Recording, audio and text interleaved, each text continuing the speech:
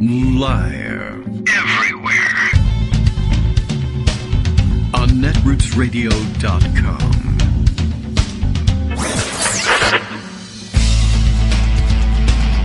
David Waldman. Kagro. In the morning. Now, here's David Waldman. Hey, good morning, everybody. How you doing? It is, what the hell is it? It's Friday. I know that much. Friday, March 5th, 2021. Time for another show. Time for more work in the Senate. This is the fun lead story for the morning. As you may be aware, I know we've said it. The Senate is set to begin its work on the reconciliation bill that will carry COVID relief, among other things. Hopefully, anyway, across the finish line. And the bill arrived in the Senate the other day after having finally been passed in the House. And Senator Ron Johnson, Republican of Wisconsin. It's Wisconsin, I believe, that's responsible for Johnson. I know, they don't like to acknowledge it, but I think that's the truth. Johnson decided, as senators in the minority often do, that he would team up with his colleagues to do as much delaying of the bill as possible. Like why he decided that that was a wise thing to do, or why Republicans thought it would be wise to try to delay COVID relief, nobody's really bothered to figure out, and neither have they. But they just figured, all right, well, we're opposed to the bill and we're open about it, or at least relatively open. We want to delay passage of this bill as much as possible. And there are tactics that are available, and these are, of course, tactics that were considered and suggested. I know about them, obviously, and I suggested the same when the question was put to me and everybody else. What can we do to slow down the Trump agenda or to get in the way of the Republican agenda in the Senate at the beginning of the Trump administration in particular? And, part of the answer is, of course, they could have slowed down all of the cabinet nominations, slow down all of the legislation, refuse to grant unanimous consent requests for various things, make them, all these things, make them read the bills before they are presented, refuse to allow committees to meet while the Senate was in session. Lots of things can be done to sort of grind the gears, if not to a halt, then slow things down enormously and eat up as much floor time as possible. But I didn't really think at the time that Democrats were terribly serious, elected Democrats who would actually have to do this stuff, were terribly serious about really pushing it to the max, as they would say. But the question was raised, and these are some of the answers that they had. And, of course, these tools remain available for Republicans to do the same, and they would likely be interested in doing the same at the beginning of the Biden administration, and so they have expressed an interest in this. So Ron Johnson decided the thing he wanted to contribute to this was to refuse the usual unanimous consent for dispensing with the reading of any bill before it's debated and voted on. And I saw a lot of commentary on the move as being, one of the exploitation of a stupid rule in the Senate, etc. And, it's an annoyance, to be sure. But I do want to say there's nothing really that's all that stupid about the rule. It's not stupid in the least to me, I think, to have a default rule, the default rule in the Senate be that before you debate and vote on a bill, it gets read. I mean, that's a sort of a common sense thing, and people campaign on it all the time. Read the bill, read the bill. If you only knew what was in this bill, et cetera, et cetera. Of course, it's what you're supposed to do on your own time, really, as a senator. But okay, like I said, it's not the worst thing in the world if there's a public airing of the full contents of a bill before the Senate debates and votes on it. But in most instances where senators have either, if not read the bill, and rarely have they done that, had someone help at least with digesting the main points of the bill, the contents of the bill, even if it's not down to every page and line, but sometimes it is. Staff sometimes does an incredible job of unearthing some of the buried materials in these jobs. At any rate, given that that's usually done at the staff level, and senators are much more interested in the debate, if anything, about the bill, they usually waive the full reading of the bill because so much of it is just stupid formality and lists of numbers, and you just want to get to the nitty-gritty and tell me what's in there that's really important or what I care about, etc. Anyway, so usually they waive this stuff, but this time they didn't. And it was calculated that at a certain rate of speed, it would take the clerks of the Senate approximately 10, possibly 11 hours to read through the full, however many pages there were, of this bill. And it was going to be a tremendously boring experience, to be sure. But like I said, it's not a stupid thing to have it be the default rule that the bill gets read. What's stupid is if you've already read it or you don't really care what's in it, and either everyone else has read it or also doesn't particularly care to enumerate what's in it. And making them do it anyway is kind of a stupid thing to do. But the point is, he wanted to waste as much time as possible because Senate floor time is very valuable, and burning it costs the majority some amount of their opportunity to do whatever the people's business is, whatever they consider to be their agenda, and it's irritating. So that's what he did. He objected to unanimous consent and forced the clerks to read. The clerks don't really care very much. I mean, some of them are actually employed as reading clerks, and the point of their job is that they are on hand to read the bill if necessary, or at least to read out amendments that might actually, the contents of which might actually not be known to senators before they debate on it. But just generally to announce to the Senate the title of the bill that they are about to vote on. So, they were asked to do their jobs. Okay, I mean, there was a big outrage about it because it was a splashy-looking thing, and it was something that was saleable to Capitol Hill reporters as, confrontational obstruction tactics that, demonstrated the level of acrimony on the Hill, etc. But all it was they said, we're going to spend 10 hours reading the bill, which, it's 10 hours of delay, and it's clearly true that you could say in this situation, every hour of delay is, people die during these hours of delays. We're in the middle of a pandemic, or people need help. People just want to see that progress is being made and stupid stunts aren't being performed. But they did this. But ultimately, so 10 hours, one day or so of additional work before they complete this thing and get it out the door, and whatever checks are going to be issued. And you could go for a whole day about who's going to get checks and who isn't. That's a different story. But one day later than usual, or than expected, the checks go, I guess. And there might not even be a delay, in that, given the dynamics of things. And what if it had... if the bill had otherwise arrived on a Friday, and so, I don't know, or been approved on a Friday, and checks weren't going to be issued until Monday. But now, if you delayed for enough hours, the bill arrives on Sunday, and the checks go out Monday, and there's no difference. I don't know. Anyway, what I really wanted to say was, so Ron Johnson forces them to read the bill. And as Greg mentioned yesterday, lots of things you can do to make that miserable for the people who demand it, like the Republicans. One suggestion that was made was, one of the things you have to do if you want the full bill read for whatever reason, you want to waste time or you want to hear it, you've got to stay there, or somebody's got to stay there to prevent a member of the majority from simply interrupting the reading of the bill at any point and saying, well, I ask unanimous consent to dispense with the reading of the bill. And then somebody has to run in and say, I object.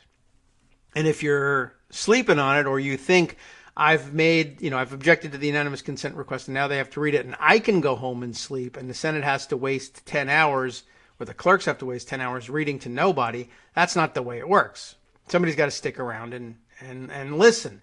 And in fact, they can do so. The clerks wouldn't do this because they take their job seriously. But, like last night I was suggesting, well, what if you just skipped whole pages or skipped whole sections or just chunks of pages and turned it and pretended they stuck together and read, in other words, if you were going to insist that every minute that could possibly be wasted, you too would have to sit there or find someone to sit there for you and follow along in the marathon reading to make sure the clerks don't skip anything and then, object to the proceedings and insist that they go back and read it if that were the case. Or for that matter, I suppose the clerks could have fun. I mean, again, this is not something they would do, but what if, you stick in the middle of there, just make something up, right? Section 10,001, screw Ron Johnson. He's a bastard and we all hate him.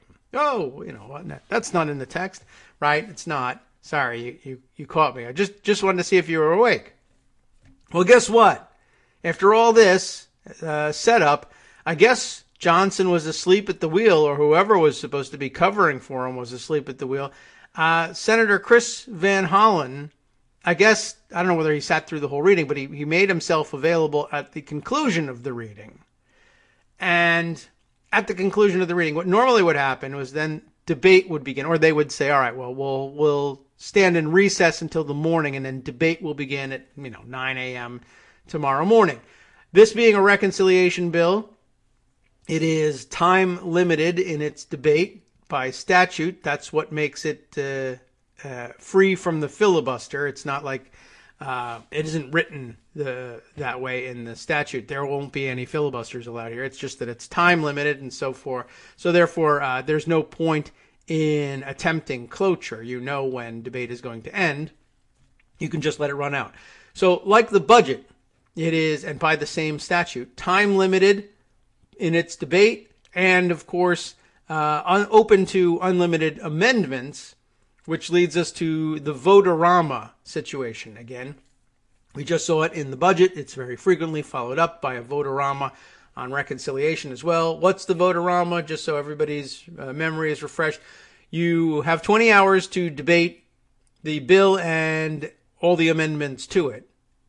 But when the time runs out, that doesn't mean you can't offer any more amendments. It just means that there can't be any debate on those amendments. They can be offered, read. Very often the Senate will allow them to be discussed, like very briefly, literally for a minute, perhaps a minute on each side of an amendment, and sometimes not. Sometimes just a minute to explain the amendment, and then a vote, which means that the Senate does more concentrated voting, one roll call vote after another, than they do all year in one of these vote-a-ramas. And if you got two vote-a-ramas, well, then you're really going to rack it up. And another delaying tactic, one that Rand Paul was discussing, was literally coming up with hundreds and hundreds of amendments, again, to stretch this thing out for as long as possible, eat up as much floor time as possible, make it as difficult as possible for Democrats to do anything at all, even when that anything at all is relief for the coronavirus for people all over the country, including the places that these Republicans represent. That was their intent. That's what they wanted to do. That was the strategy they committed to. So anyway, the reading ends, and normally they would then say, when we come back, we'll start our 20 hours of debate. And then after that, if there's other amendments left, we go into the vote-a-rama mode, and we just keep doing it until we're done with this stuff. And finally, we're out of here. And that can take days sometimes if they're well organized. Well, you're talking about Republicans here. They didn't even get to that phase. They finished reading the bill. Chris Van Hollen found himself, or planted himself, on the floor at the conclusion of the reading. And they were then, therefore, cast into the debate phase of things. And the expectation was, I guess, a request for an adjournment and beginning the 20-hour clock this morning.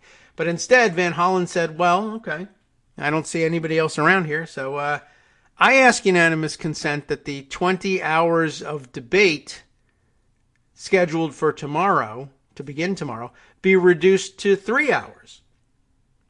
And who was in the chair? Tammy Baldwin, apparently in the chair, looked around and said, well, is there any objection? And hearing none, so ordered.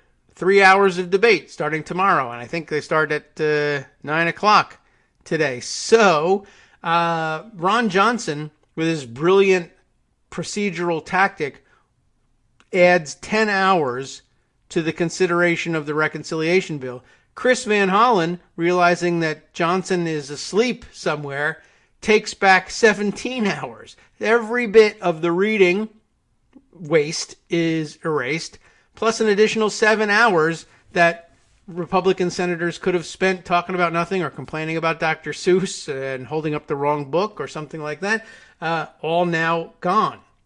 Now, it may be that the Republicans actually agreed to the unanimous consent request for various reasons. One, they hate Ron Johnson and they never wanted to do this thing and he didn't clear it with them, or they don't really want to spend their time doing the embarrassing work of defending delays to relief checks and spending for schools so that they can reopen, et cetera, or they were just not organized and didn't know what the F they were doing and ended up screwing up the whole thing. So, all right, or maybe they thought, this will look good because there's so much in this bill and so complicated and they only want to debate it for 3 hours, whereas we want to debate it for 20. Well, if you do, then come down. Oh, well, we really don't. That's one of the big problems, is that you demand a reading of the bill and you can defend it as common sense to the rest of the country by saying, shouldn't we be reading the bill before we vote on it? Shouldn't we all be aware of exactly what's in it on every single page? Yes. So you should listen to it when it gets read, but you don't, so it's a stunt. So, fine. Your waste of time gets erased with another stunt, the unanimous consent request to reduce debate time from 20 hours to 3. So there you have it. Votorama begins today, and I guess Votorama, the actual, one after the other amendments will begin sometime, 3 hours after they begin debate today, whenever that is. I think it might be 9 o'clock, which means sometime around noon. Votorama starts. It might be even something that Republicans agreed to because they know, Votorama tends to go about, when they're really serious about it, tends itself to go about 20 hours. And it's already Friday and they want to get the hell out of there. So anyway, if nothing else, that will show you Ron Johnson's commitment to his own stunt staging. He's willing to waste time on a Thursday, but on a Friday, get out of my way, I got to get to the airport. So, okay, here we go. We are underway, obviously, with the show, about Votorama of about 20 minutes into it.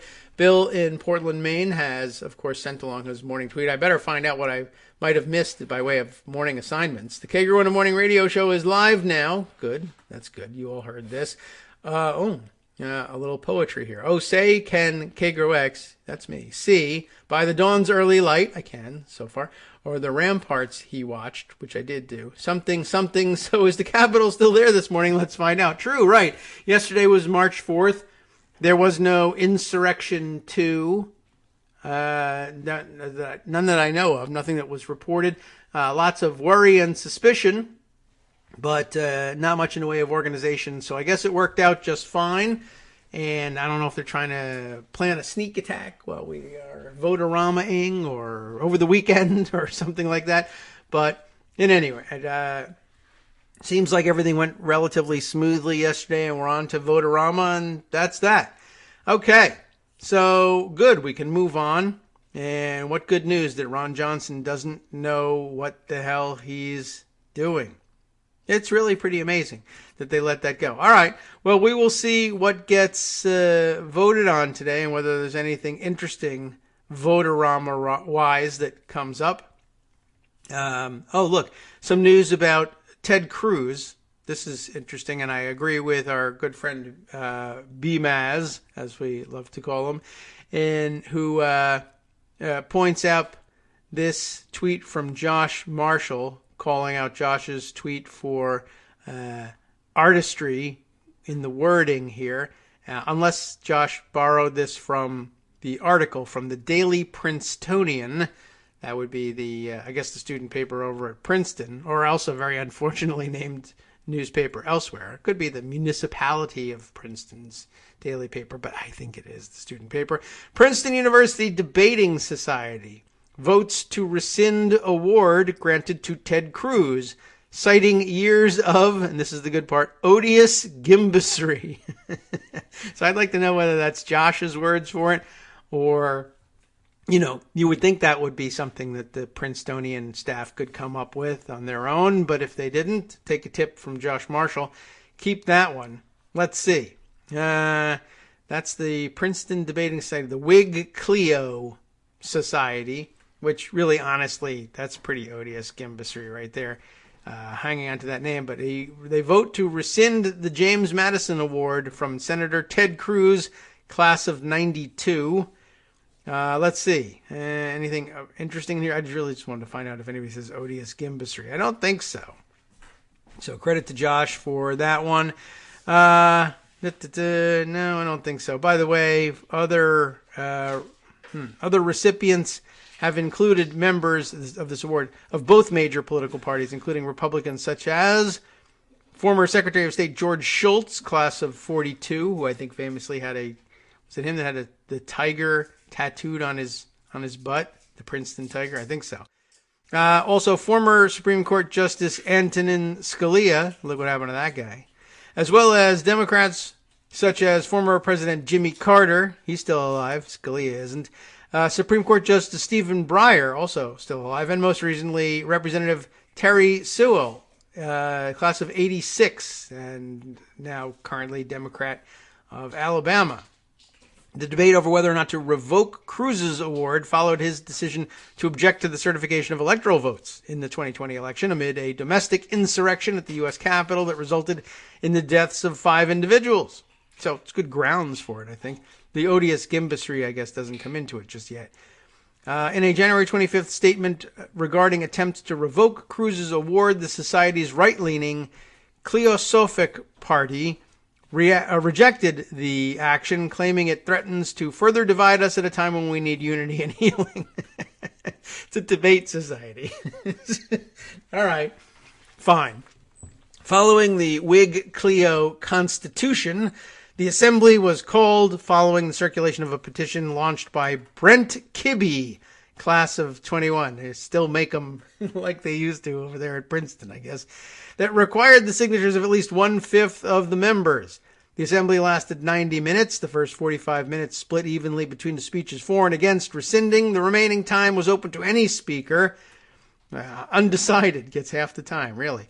In the first half of the assembly, 14 people spoke in favor of rescinding Cruz's JMA, James Madison Award, and 8 spoke in opposition. 22 people spoke in the open discussion, some of whom had already spoken in the first half, and not all of whom took a side. 45 people spoke in total. These are the details you get at the Daily Princetonian. In an interview with the Daily Princetonian, Kibbe noted he was confident that the board would not overturn this assembly's decision. At the end of the day, the student organization came together as a body, signaled how they felt on the matter, and the trustees usually are agreeable to that. Oh, we'll see. Sullivan Meyer, class of 24. That's 2024. I don't think this is like an old man that's hung around since the class of 1924, but it sounds like it. Sullivan Meyer. Like I said, they still make them like they used to at Princeton. Well, he also supported revoking Senator Cruz's award. Meyer is the vice president of legislative affairs for Princeton College Democrats, but he was speaking in his personal capacity, not on behalf of the organization. So, good. What does the debating society member have to say on the subject? It's just a matter of deciding whether he deserves to hold that award based on that conduct, and to me, that's a hard no. People died in the Capitol building. What Senator Cruz did was so vile, deceitful, and cynical, the society, myself included, had to do something direct and immediate, he said. Oh, very well spoken. Okay. Meyer made clear that he does not believe in revoking the award is part of a larger cancel culture targeting conservatives. Nobody does except conservatives. All right. Let's see.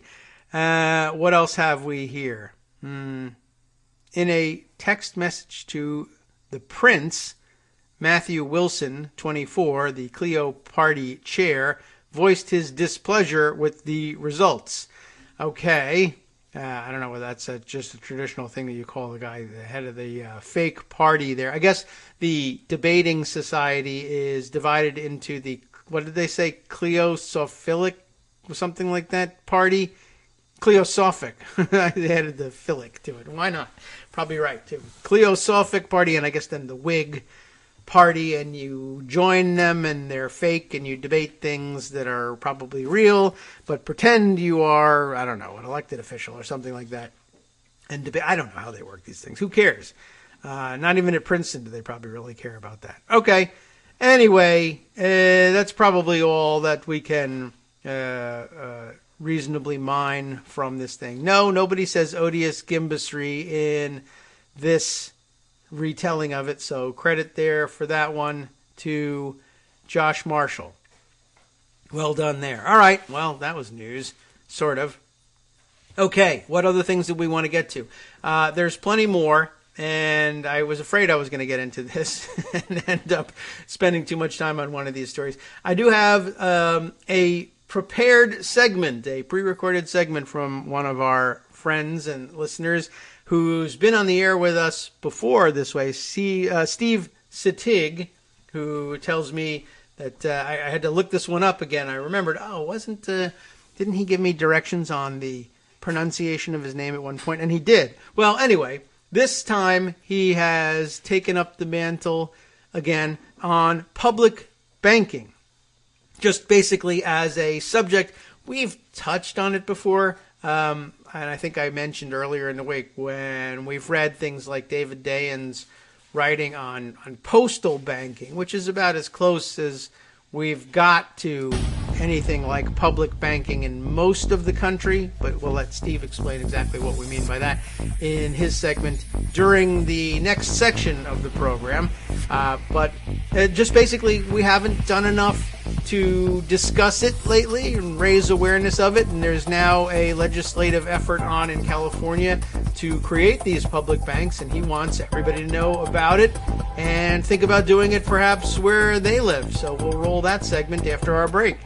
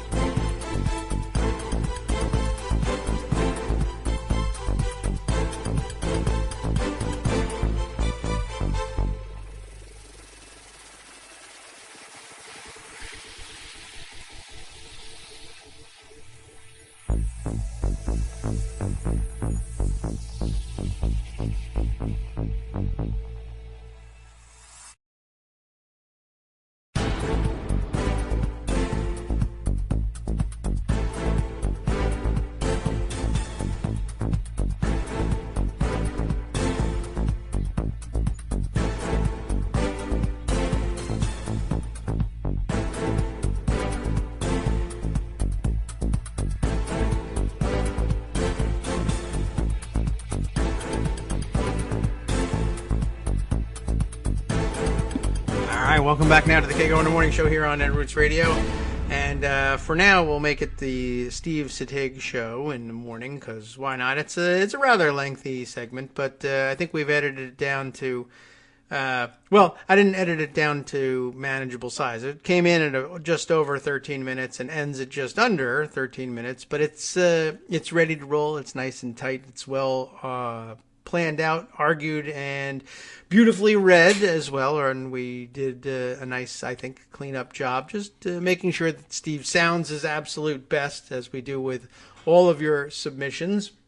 So in case that stops you at any point and you say, oh, well, I tend to and my way through things, don't worry about it. We can eliminate that. if you give us a chance, just so long as you don't demand that we play it right away as soon as we receive the thing. It sometimes takes a day to get some time to edit the thing, but we want you to sound your best, and so it's our pleasure to make sure that we do everything we can. I do everything I can to make sure you sound your best, whereas I sound like a fumbling idiot trying to introduce you. But that way, you're encouraged to do more of this stuff, and I can take longer breaks, I guess. But this is a really nice piece about public banking. I've got some links to the article itself and a site that Steve maintains for this very purpose of public education on public banking. And you may recall, I was reminded in Steve's note to me accompanying this piece that last time we heard from him, I noted the similarity between his voice and that of Frank Zappa. And maybe I can spend part of this, I should spend part of this break for me, an educational interlude for you, finding some voice samples of Frank Zappa to play afterwards to see if you agree. Or on the other hand, I could simply assign you that job and just say, all right, why don't we do it that way? We'll spend time on the news instead. You go to YouTube sometime, Google up a Frank Zappa interview, and see if you agree. In the meantime, time to roll it and learn. Let's have some pizza and learn about public banking. It's a little early for pizza, but maybe you're listening via podcast. Good morning, David, and fellow Kagro X followers. There's an issue that I've been following for a little over a year, which doesn't seem to have cracked into Kagro X world yet, and so I'd like to see if we can get it started. The topic is public banking, which California has passed legislation on allowing the establishment of public banks. Several other states are pursuing it as well, and I would like to see more people educated on the topic. So I found this article that was published in Vox that lays out some of the basics of this topic. This is by Emily Stewart from October 30th, 2020. Exclusive, Rashida Tlaib and AOC have a proposal for a fairer, greener financial system, public banking. Rashida Tlaib and AOC are rolling out a plan to help create public banks across the country. A public option, but for banking. That's what Representatives Rashida Tlaib and Alexandria Ocasio-Cortez are proposing in a new bill unveiled on Friday. This would be a Friday in late October. The Public Banking Act, first shared with Vox, wouldn't create those options by itself, but it would foster the creation of public banks across the country by providing them a pathway to getting started, establishing an infrastructure for liquidity and credit facilities for them via the Federal Reserve, and setting up federal guidelines for them to be regulated. Essentially, it would make it easier for public banks to exist, and it would give some of them grant money to get started. While it sounds a little wonky, the basic idea is to make it possible for state and local governments, local businesses, and people to do business with public banks, which theoretically would be more motivated to do public good and invest in their communities than private institutions, which are out for profit. One public bank exists in North Dakota, and there is a growing movement to create more of them across the country. California recently passed a law allowing cities and counties to create and sponsor public banks. Economic stability is really truly tied in with access to this type of banking, Tlaib said in an interview with Vox, is to try to create stable neighborhoods and communities. The proposal lands in the midst of the COVID-19 pandemic, which has shed light on many inefficiencies in the American system, including banking. Take the Paycheck Protection Program, for example. It used the regular banking system as an intermediary, which ultimately meant that bigger businesses and those with pre-existing relationships with those banks were prioritized over others. Some smaller businesses missed out, with many owners saying they were denied loans for even a few $1,000s. The discrepancy hit black-owned businesses particularly hard. The intent of the proposal is to try to guarantee a more equitable recovery by providing an alternative to Wall Street banks for state and local governments, businesses, and ordinary people, and by ensuring such banks provide public services to historically excluded and marginalized groups. The public banking bill also does double duty as a climate bill. It would prohibit public banks from investing in or doing business with the fossil fuel industry. Public banks are uniquely able to address the economic inequality and structural racism exacerbated by the banking industry's discriminatory policies and predatory practices, Ocasio-Cortez said in a statement. She said that she also believes public banks could facilitate the use of public resources to construct, quote, a myriad of public goods, end quote, including affordable housing and local renewable energy projects. Quote, public banks empower states and municipalities to establish new channels of public investment to help solve systemic crises. Other countries have various forms of public banking in operation and have different regulatory schemes set up for them than commercial banks do, said Rohan Gray, a law professor at Willamette University. But he said this proposal is particularly comprehensive and supportive. Getting a bill passed, the regulatory scheme and grant program set up, and public banks chartered and operational in time to actually shape America's recovery from the pandemic may not be possible on a broad scale timing-wise. But the bill is a signal of what's possibly to come. If Democrats keep control of the House come 2021, yay, we did, and manage to flip the Senate and win the White House, yay, we did, they'll be able to take some big legislative swings, including and perhaps especially on issues related to the economy. It is worth noting that both Tlaib and Ocasio-Cortez sit on the powerful House Financial Services Committee, which is chaired by Representative Maxine Waters. Quote, I look at economic justice and the issues around economy right now that many of our working families, from farmers to the middle class to frontline essential workers, all of them know that, with the corporate bailouts, at some point it's just hitting a wall where it doesn't carry them along and they're looking for options, end quote, said Tlaib, who represents Michigan's 13th Congressional District, the third poorest congressional district in the country. Quote, so I'm putting this on the table as an option, end quote. To be clear, the Public Banking Act isn't creating a federal public bank.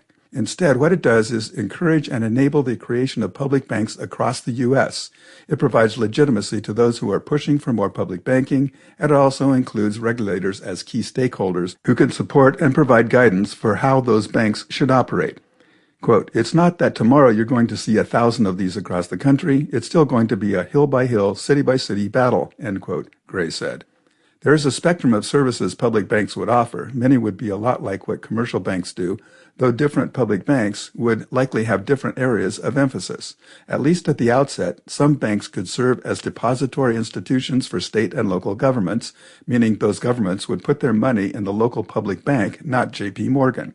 Or they might partner with community banks or other institutions to help boost lending capacity and offer lower debt costs to the businesses and cities they lend to. They could also facilitate easier access to funds for state and local governments from the federal government or Federal Reserve. It's basically a way to finance state and local investment that doesn't go through Wall Street and doesn't leave the community and turn into a windfall for shareholders, said Porter McConnell, the campaign director of advocacy group Take On Wall Street. This is more about community development. They could engage in retail banking as well. The legislation creates a framework for public banks to interact with postal banking, where the Postal Service serves as a bank, or Fed accounts, where everyone gets an account with the Federal Reserve through which they could receive direct payments from the government, for example, during an economic crisis. Quote, this bill is saying whatever you come up with, there's a place for that to be recognized and be plugged in at the federal level, end quote, Gray said. Tlaib recalled hearing from her constituents when the $1,200 coronavirus stimulus checks went out this spring. People waiting days and weeks for direct deposits, or getting a check in the mail only to lose a substantial portion of it, cashing it at the store down the street. I'd rather them have access to a bank that's for them, that's not focused on for-profit schemes, she said. The Public Banking Act allows the Federal Reserve to charter and grant membership to public banks and creates a grant program for the Treasury Secretary to provide seed money for public banks to be formed, capitalized, and developed. It also instructs the Fed to establish an incubator program for those who want to create a public bank, and it instructs the Securities and Exchange Commission, SEC, and Federal Deposit Insurance Corporation, FDIC, to establish regulatory schemes around them. The bill would also provide a roadmap for the FDIC, which ensures bank deposits of up to $250,000 to ensure deposits for public banks, so people feel assured they won't lose all their money by choosing to open an account with their state bank instead of, say, Wells Fargo. The legislation has multiple co-sponsors in the House, including Representatives Chuy Garcia, Pramila Jayapal, Ayanna Pressley, Benny Thompson, and Ilhan Omar. Tlaib's office clarified that the goal of the bill is to prevent the Fed and Treasury from discriminating against or rejecting public bank applications because the controlling entity, say a city or a state, has budget problems, not to force them to prop up banks that are failing. It is also worth noting that part of the point of the proposal is to reach communities specifically that might not have the resources for matching funds, which would act as a barrier to entry. So here's the thing about private companies, including, yes, banks. The point of them is to make money, and that drives their decisions. It's not necessarily evil, though sometimes it kind of is, but it's just how they work. For example, many people in America don't have access to affordable internet because it's not lucrative for telecom companies to get it to them. The idea behind public banking isn't that Goldman Sachs, Wells Fargo, and Morgan Stanley go away. It's that they have to compete with a government-owned entity, and one that's a little fairer and more ethical in how it does business. Quote, the potential around taking private ownership out of banking, even just a little bit, is huge considering that we are depositors and we deposit $15 trillion in the commercial banking industry, and we get what? Redlined? Ethical violations in Malaysia? Fraud? Coal? Fossil fuels?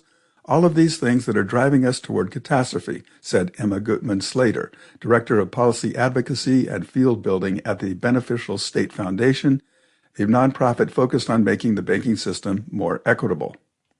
Public banks, as imagined in the Tlaib Ocasio-Cortez proposal, would provide loans to small businesses and governments with lower interest rates and lower fees. They would potentially be better at avoiding the short-term thinking private institutions tend toward and be more willing to lend to projects with a slightly longer time horizon. Quote, there's a disinclination to believe you can make money without making money hand over fist, McConnell said, not Mitch. A lot of this gets at market failures. In the U.S., North Dakota is the only state to have a public bank, which it established more than a century ago. And it works pretty well, as some guy explained for Vox in 2019.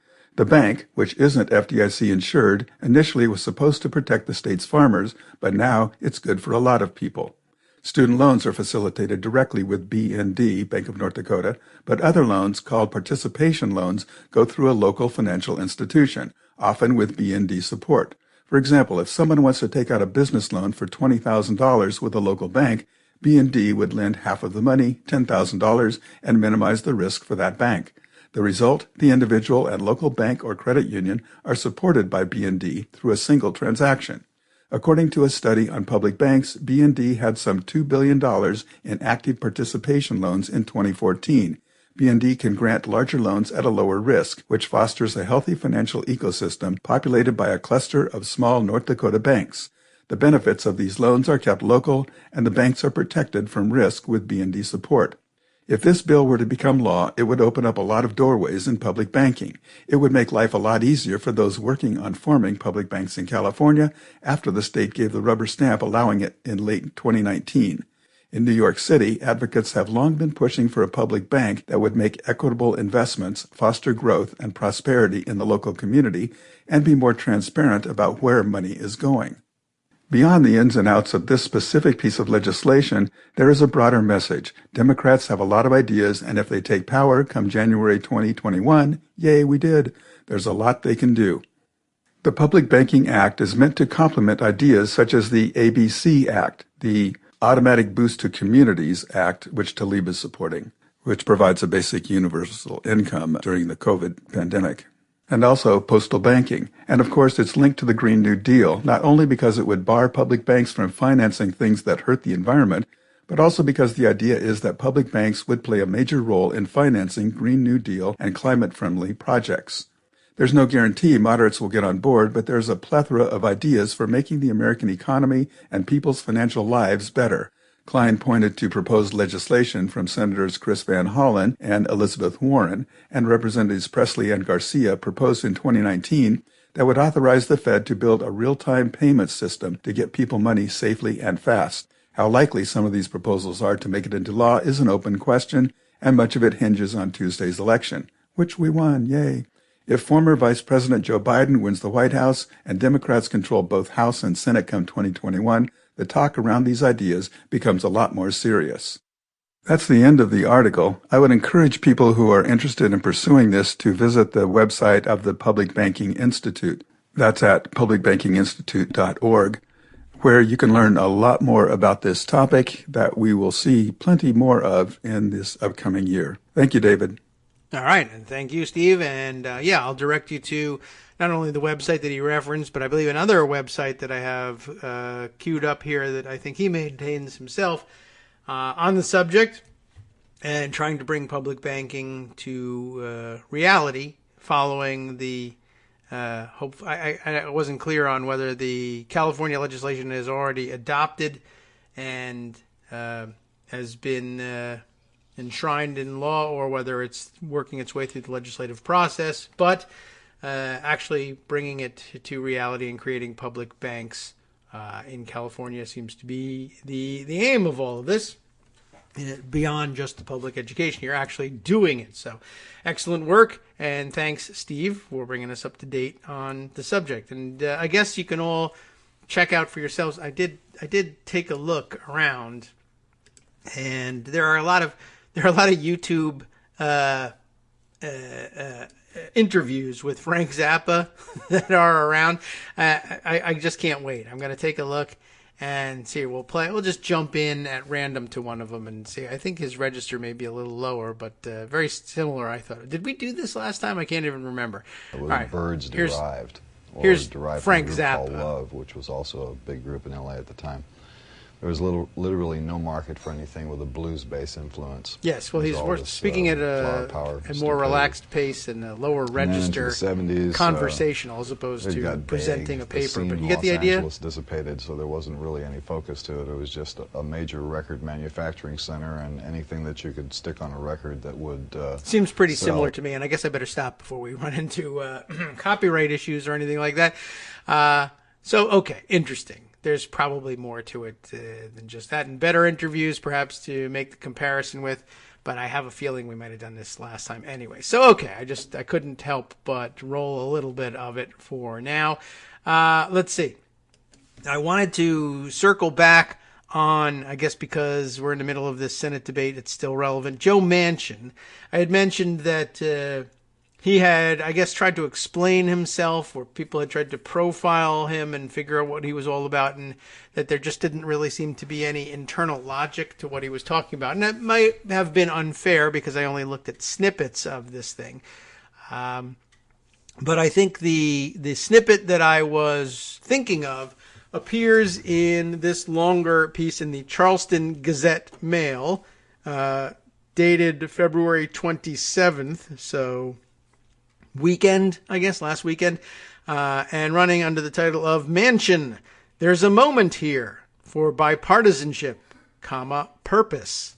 Joe Severino is the staff writer who put this piece together, and it's rather lengthy, and it might pay to run through some or all of it just to see if we get a better feel for what he's really all about and what might be acceptable to him. I guess I'm thinking in terms of what Norm Ornstein wrote and we read yesterday about the possibility of finding places where we might get Manchin and Sinema and everybody else's agreement to at least tinker around the edges of filibuster practice, if not changing the rules outright or eliminating the filibuster entirely. But anyway, I thought we would look through it, and then I'll highlight the part when we get to that one snippet that I had read that just didn't make any real sense to me, and see whether it makes any more sense in context. So it begins this way. Every so often, the mountain state snares the national spotlight by way of happenstance, or sure will, making its presence known during defining moments in U.S. history. Since January 5th, Joe Manchin, Senator Joe Manchin, Democrat of West Virginia, has been the hot target for nearly all Capitol reporters. Manchin's vote on anything for the entirety of his decade-long Senate career is not known until it is. Walking up to the Senate chamber for a vote Tuesday, a crowd of reporters mobbed Manchin long before he could reach the floor. Senator John Ossoff, Democrat of Georgia, trailed him. Ossoff, his counterpart, Senator Raphael Warnock, and a team of grassroots organizers in the state worked tirelessly, Georgia, of course, being the state, worked tirelessly to unseat two incumbent Georgia Republican senators, forcing a runoff on Election Day, then taking the seats on January 5th.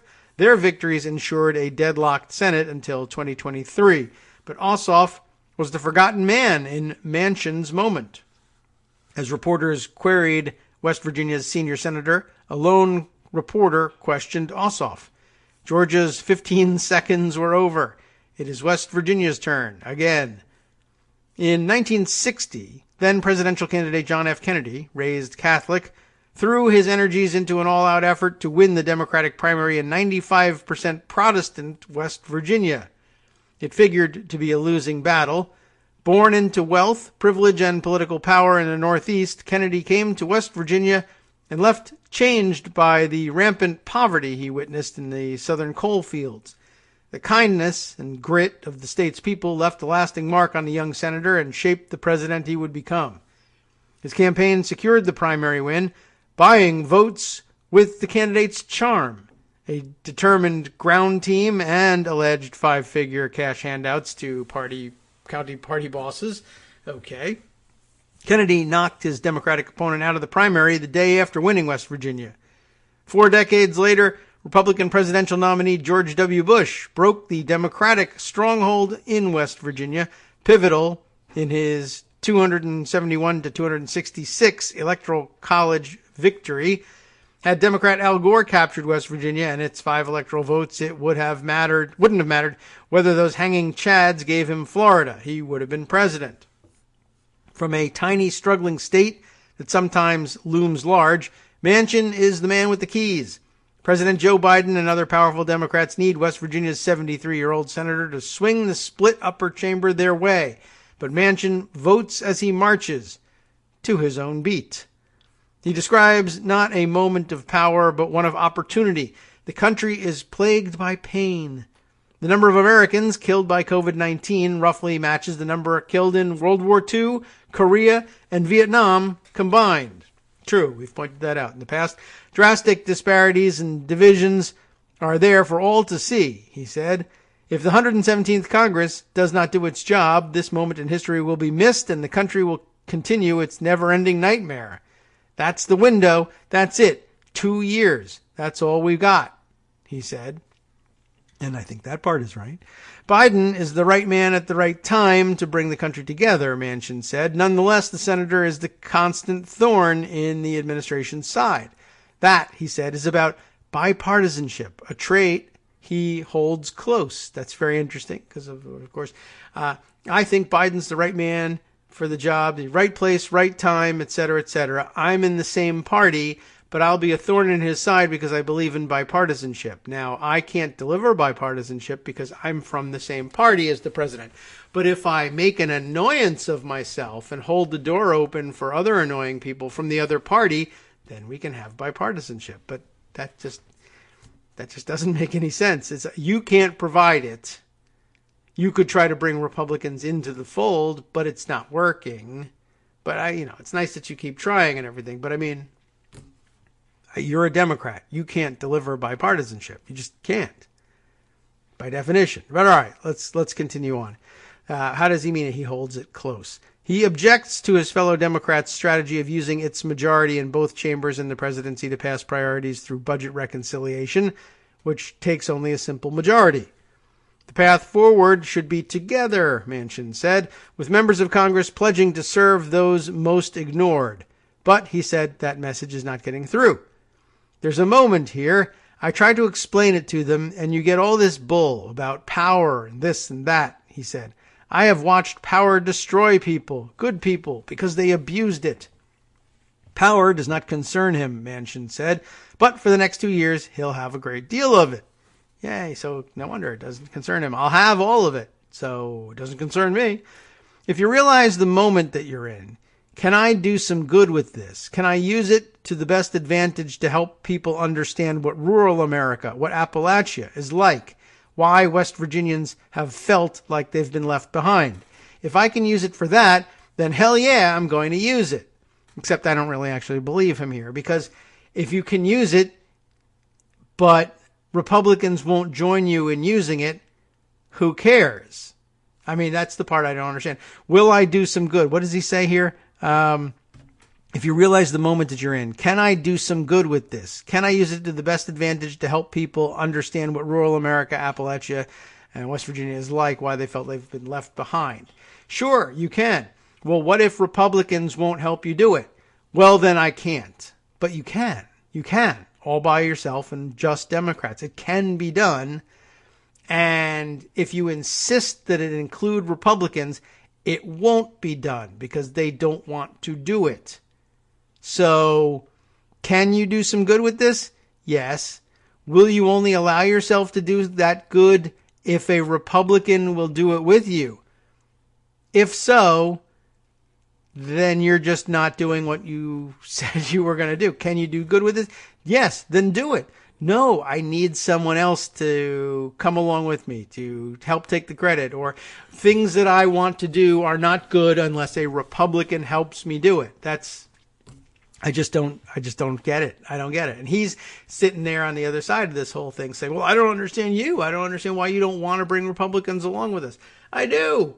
I'd love for them to come along with us. But if they won't come and the opportunity presents itself to do something good for West Virginia, you do it. Even if Republicans won't agree to help you. I don't understand. I don't understand what your hang up is about that. Let's read on and see if anything else helps. Senator Cory Booker of New Jersey darted after Manchin and a small group of reporters outside the Capitol following a floor vote. Booker wanted to know why everyone was so suddenly concerned about West Virginia. 5 years ago, Booker was the senator of the hour. His rousing speech in Philadelphia at the Democratic National Convention stirred talk of a presidential run. Now, Booker said of Manchin, I stand in his shadow. I used to be a star around here. A former Stanford University tight end, Booker said he and Manchin, an ex-quarterback, make a great team. Manchin described Booker as one of the greatest friends to be found in the Senate. Manchin counts a pair of Republican women, Senators Lisa Murkowski of Alaska and Susan Collins of Maine, among his closest allies on Capitol Hill. He said their commitment to bipartisanship rivals his. The three have navigated legislative minefields, sticking and working together. That picture drew the ire of Senate Majority Leader Chuck Schumer of New York in the fall when Manchin endorsed Collins over her Democratic opponent. Collins sees Manchin's name pop up on her caller ID at 7:15 nearly every morning. Manchin's name is on everyone's mind at the moment. In a 50-50 Senate, there is no more powerful senator than Joe Manchin, Collins said, and his role has never been more important than it is right now. His buddy-buddy style rankles some of his colleagues. Oh, I didn't realize that. I thought it was the way he withheld his vote that rankled some of his colleagues, but it's his buddy-buddy style, I guess. He said many of them run to their corners when the going gets tough. You have to work at this. You have to continuously be conscious of these are human beings. These are real people. Even the people who run to the corners are human beings and real people. And they should be your friends, Manchin said. We might disagree, but it doesn't mean we're enemies. And if we disagree, it's because I don't understand your position well enough. So let's sit down. Personal connection and hard work are essential ingredients, Manchin said. That was evident during the late night in the Capitol just before Christmas when a bipartisan group of 8 centrist senators over a jar of Manchin's moonshine hashed out the framework for a compromised COVID-19 relief bill that had been stalled for months. You just gotta make it happen. Hi, it's me, David Waldman, your host for Kagro in the Morning. I have good news to report. Many more listeners like you are making critical contributions that keep our show on the air. Makes good sense, of course, and patreon.com, patreon.com, makes it simple. Now you can make easy, secure, recurring monthly contributions to support our show. Patreon.com/KagroX gets you straight to our donation page. Maybe you'd like to thank us for helping keep you sane during the Trump era. Maybe you're looking forward to in-depth explanations of what's going on in the Biden administration. Whatever it is that keeps you listening, we need your help to keep bringing it to you. And hey, if you happen to prefer using PayPal or even the Square Cash app, we're up and running with those options too. Thanks again, everyone, for all of your support. We literally could not do this without you.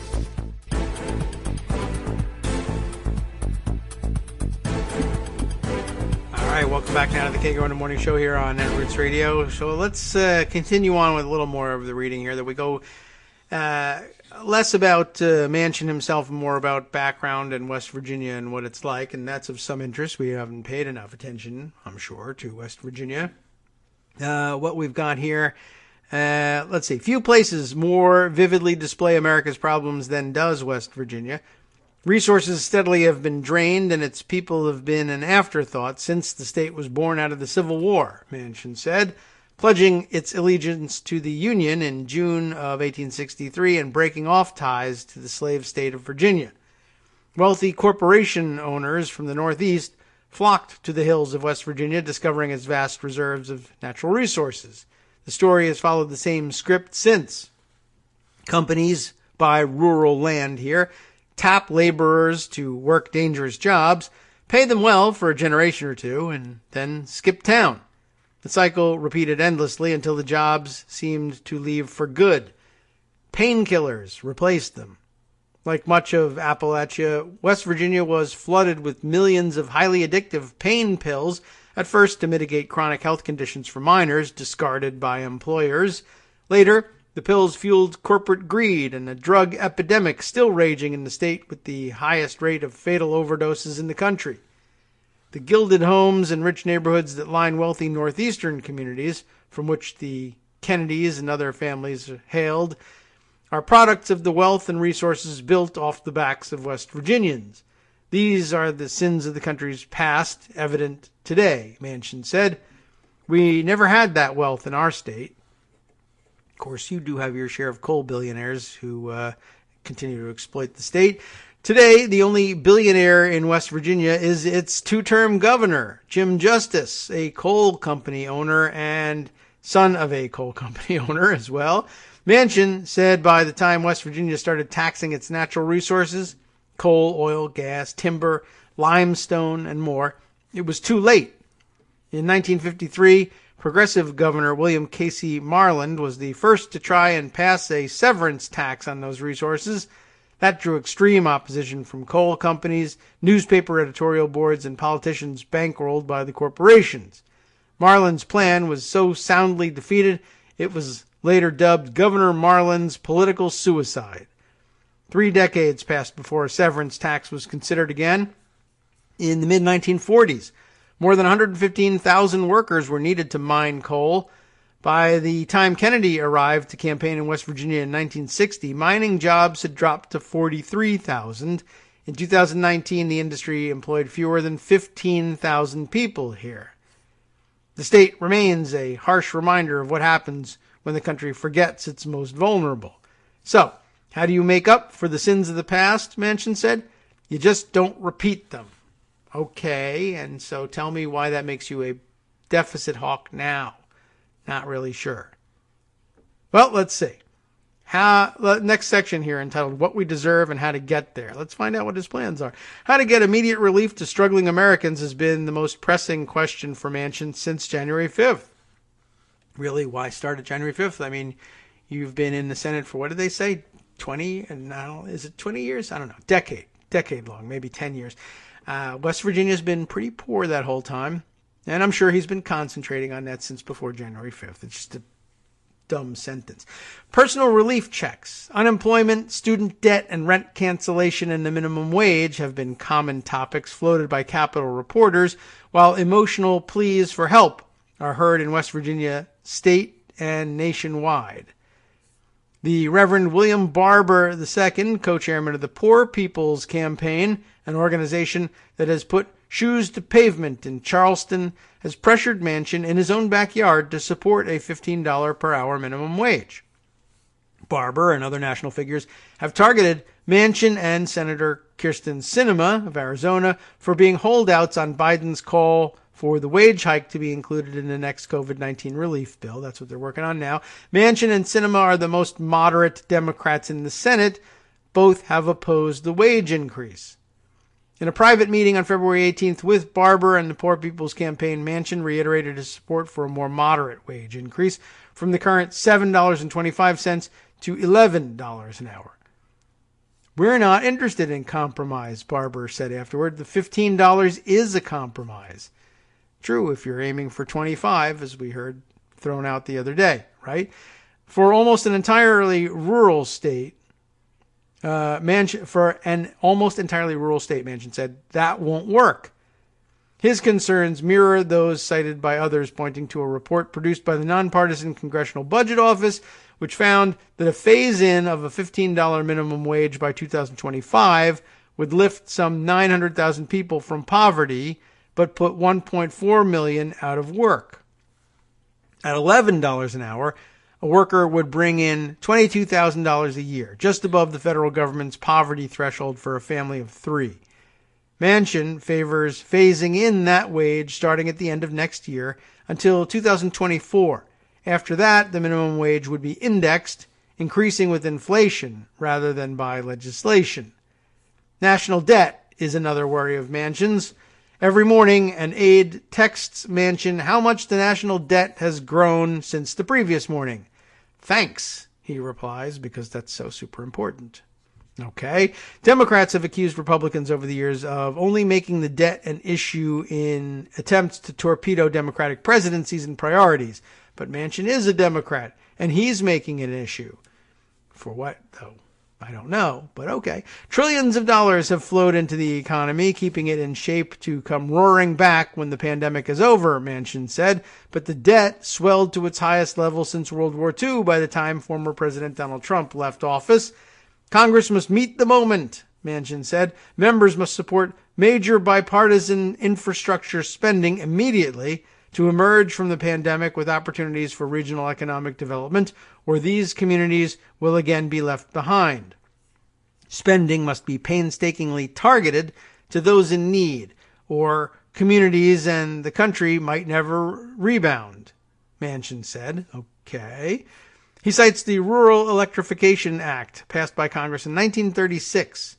Private companies and others objected to spending $112 million amid the Depression on President Franklin Roosevelt's New Deal priority to wire America's most remote areas to an electrical power grid. But the program closed drastic disparities between cities and rural areas and positioned rural America for a 20th century economy. They said, "My God, only 5 people live up in this holler. There's only 10 people over in this area," Manchin said. And so there were. So, okay.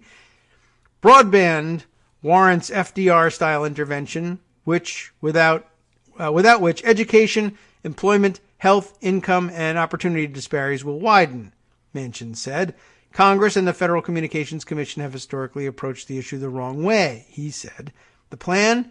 Nonprofit cooperatives, Manchin said, similar to the teams of farmers in rural America that purchased subsidized electrical equipment from private companies, built towers and lines themselves using local unemployed workers. Subsidizing and relying on bankrupt private internet companies to connect rural communities is dancing around the problem, he said. Constructing one network tower in West Virginia costs 4 times more than what it would take in Kansas. You can't force them to go out and lose money unless you're willing to subsidize. But you can make sure they sell wholesale connectivity into a co-op and let a co-op just go out and cover costs. It's a hell of a lot cheaper, and we can do it. There's ways to do it, damn it. He actually says, damn it, and we just got to be committed, Manchin said. Now, I don't know, did I miss the effort to include that in the reconciliation bill? I mean, not just other Democrats hoping to satisfy Manchin and get him on board, but Manchin saying that it should be there? I don't know. I mean, could be. I didn't pay attention to it, but I don't know. I mean, I guess let's offer that up and watch it get filibustered and see what he has to say. Hardee County in West Virginia's eastern panhandle has the most effective and efficient co-op I've ever seen in its local nonprofit internet cooperative, Manchin said. It has allowed online companies to relocate to the tiny towns just a 2-hour drive from Washington, D.C. Without the cooperative, these communities would be without internet access. It wasn't profit motivated. It was people that lived in these rural communities that knew that they had to collect and deliver, Manchin said. And if they could do it in the 30s, and we can't do it in the 21st century, shame on us. Okay, so good. I'm glad they're doing it. And now what? I don't know. I mean, I guess do it elsewhere in West Virginia. Okay. I'm waiting for the bill. Do people oppose that bill? I haven't seen it. I don't know if we've had the chance to do anything with it. All right, let's see what is under the section, the disconnect. Federal money is not a panacea for what ails West Virginia. Kennedy vowed never to forget West Virginia. He poured federal money into the state until the day he was assassinated. The federal government invested heavily in areas outside of coal and gas, diversifying the state's economy with manufacturing, recreation, arts and culture, and public works jobs. After Kennedy, longtime former Senator Robert Byrd kept open the faucet of federal funding into the state through his position as a Senate Appropriations Chairman. But the state's economy never reached the mountaintop. Manchin said it's been evident throughout the state's history that on rare occasions, when piles of federal money are on the table for West Virginia, the money is eaten by the system and rarely makes it to the people. What is that system, I wonder? The senator and others have criticized Governor Justice, for sitting on $1.25 billion in federal coronavirus relief money allocated to the state in April. Justice has spent about half the pot in 10 months.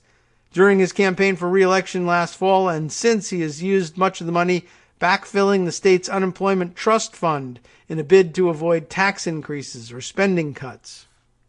Some money went to road repairs. Justice said would bolster ambulance access, except the roads were not located near hospitals. He also ponied up for relief money for delinquent utility bills from the summer. The program was announced just 2 weeks before Election Day, allowing the governor to send a letter with his name stretched across the top to nearly 133,000 West Virginia households. Money intended for broadband went to new school textbooks, upgrades to public safety radio, and a resurfaced wilderness trail. Those who objected, Manchin said, could turn only to justice, leaving many shouting into the void. Some Democrats labeled him King Jim. He's called a national emergency, and he had total control, and West Virginians had to come beg him. I need this, or I need this, or I need this, Manchin said. Okay, Congress must ensure next time that the money gets to the people, Manchin said. Many rural West Virginia schools are connected to family health clinics, making health care more accessible for low-income families. Manchin said for community lifelines like these, which Justice has not supported during the pandemic, there must be more local control. You better make sure that the school has the ability to attract what resources it needs to provide services, Manchin said. Let the school districts pull down what's needed, Manchin said. Again, not much in the way of, maybe this isn't the forum for specifics, but okay. Next up, spear catcher. For the next 2 years, Manchin said, he will be the spear catcher. From the far left to the far right and in the middle, Manchin said. He expects the hits to come from every angle on every subject every day. And every spear will be taken in the name of bipartisanship, he said. The January 6th breach of the Capitol changed him, Manchin said. It showed a divided country that needs to be made whole again. That Trump could contend, let alone win, is evidence Democrats should not ram through their priorities, he said. Oh? Liberal detractors say Senator Mitch McConnell did not play fair, but Manchin contends former Senator Harry Reid blew up the Senate first in 2013 by using the nuclear option to confirm presidential nominations. Reid said it was time for the Senate to evolve beyond parliamentary roadblocks. The American people believe the Senate is broken, and I believe the American people are right, Reid said in 2013. Manchin said he remains a core believer in the minority representation the Senate body was designed for. He said he'll protect the legacy of Byrd, the historian who fought to preserve Senate rules and forced the body to work together. Manchin now occupies Byrd's seat. An old Byrd rule came in the nick of time for Manchin in the form of the Senate parliamentarian, a relatively obscure public position, who ruled Thursday that Democrats could not address the minimum wage through budget reconciliation. Manchin's idea for what could be achieved by this Congress happened early Tuesday morning. Now chairman of the Senate Energy and Natural Resources Committee, Manchin sat directly across the hearing room from Representative Deb Haaland, Democrat of New Mexico, who was there for questioning on her nomination for Secretary of the Interior. Haaland, seeking to be the first Native American cabinet member, would serve in a position directly overseeing the federal government's energy activity on federal and Indian lands. Haaland, a staunch opponent of drilling and building pipelines on these lands, is the exact official energy corporation's fear. Seated left of Haaland on Tuesday was Representative Don Young of Alaska, who at 87 is the oldest and longest-serving member of Congress. For decades, he's backed drilling, the oil industry, and remains one of the most conservative members. Young vouched for her and told senators to confirm her. Haaland was ranked the most bipartisan House freshman in 2019, with her 13 of her 27 proposed bills and resolutions having a Republican co-sponsor. Having Young speak so confidently of Haaland's ability to set aside differences and work together, and watching her face hours of tough questioning without wavering, Manchin announced Wednesday night that he would vote to confirm her. That spoke volumes of who she is, Manchin said. There are plenty of opportunities in the next 2 years for crucial bipartisan legislation to flourish, Manchin said. His firearm background check bill, crafted with Senator Patrick Toomey of Pennsylvania, failed in 2013, but has become the model for proposed gun safety legislation in the years since. Manchin supports a reformed immigration system that allows people who've been in the United States illegally and have stayed out of trouble to have a path to citizenship. He backs recruiting professionals from other countries to West Virginia, similar to how the state has historically bolstered its fragile healthcare industry. We wouldn't have all the good doctors we have in our state if it hadn't been for immigration. We went out and recruited them, and we need to do that now also, he said. Manchin also supports the path to citizenship for nearly 670,000 so-called dreamers, people who were brought into America illegally as children but were protected from deportation by the Obama-era DREAM Act program. The Trump administration was branded immoral for the move to rescind the program, but the Supreme Court held the policy in place in a June 2020 ruling. This is the only home they know, Manchin said. All true, but I don't know. Why is he always absent when it comes time to round up votes for things like this? I don't know. Whatever the issue over the next 2 years, the Capitol reporter is going to find Manchin and ask him about it. Whether that is pure coincidence or is the culmination of Manchin's decades-long rise from the lower levels of state government to the Senate's most crucial swing vote, well, none of that really matters now.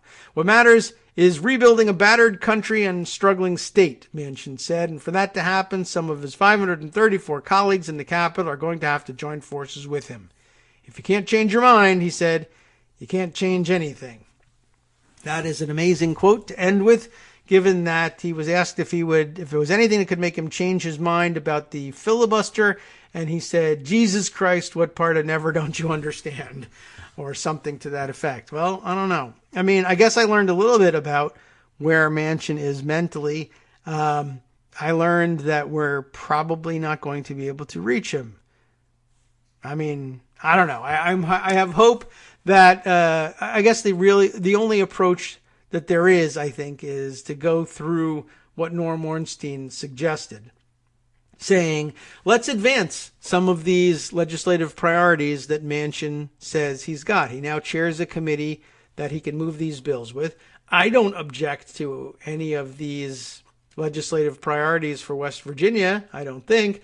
I guess it's a question of whether or not he thinks he can get them through the Senate and they won't be filibustered. I wonder whether his plan is to stand there and insist that he is in favor of keeping the filibuster in place because that's a service, a favor to the Republicans to keep the Democrats from running roughshod over them. And I wonder if he expects to see that favor repaid with Republican votes in favor of rural electrification or other infrastructure investments in West Virginia.